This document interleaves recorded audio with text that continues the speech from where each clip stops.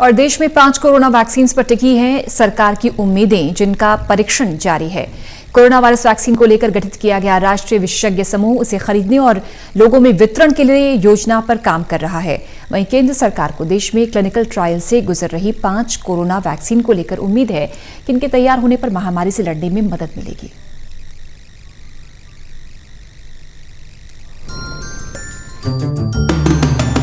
इस समय पूरी दुनिया कोरोना वायरस से लड़ रही है। देश में भी कोरोना के मामले लगातार बढ़ रहे हैं।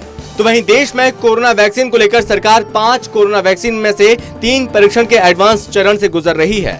इनमें ऑक्सफोर्ड एस्ट्राजेनेका शामिल है, जिसका पुणे स्थित सीरम इंस्टीट्यूट तीसरे चरण का परीक्षण कर रहा है। वहीं भारत बायोटेक की कोवैक्सीन और रूस की स्पुतनिक वी वैक्सीन भी इसमें शामिल है।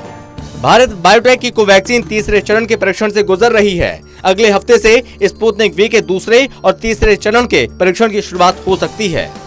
राष्ट्रीय विशेषज्ञ समूह के प्रमुख और नीति आयोग के सदस्य डॉक्टर वी के पॉल ने बताया कि ये सभी वैक्सीन आसान प्लेटफॉर्म पर हैं और भारत के लिए पर्याप्त खुराक उपलब्ध हो, इस बात का भी पूरा ख्याल रखा गया है। उन्होंने बताया कि 5 में से 2 अन्य वैक्सीन कैडिला और बायोलॉजिकल ई की हैं। कैडिला की वैक्सीन का दूसरे चरण का परीक्षण लगभग पूरा हो चला है, वहीं बायोलॉजिकल ई पहले और दूसरे चरण में है। सरकार ने कहा कि वैक्सीन को लेकर इसने दुनिया की 2 कंपनियां फाइजर और मॉडर्ना पर भी नजर बनाई हुई है। हालांकि माना जा रहा है कि फाइजर की कोरोना वैक्सीन के लिए कोल्ड चेन की आवश्यकता एक बड़ी चुनौती है और इसके डोज की सीमित संख्या भारत की मांग को पूरा करने के लिए पर्याप्त नहीं होगी।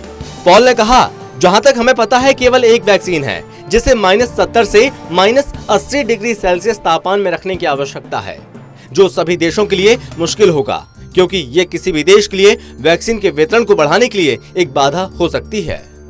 भारत ने अनुमान लगाया है कि लगभग 30 करोड़ लोग, जिनमें स्वास्थ्य सेवाकर्मी, फ्रंटलाइन वर्कर्स और 50 से अधिक आयु वर्ग के उच्च जोखिम वाले समूह के लोग शामिल हैं, जिसे शुरुआती चरण में वैक्सीन का डोज दिया जाएगा।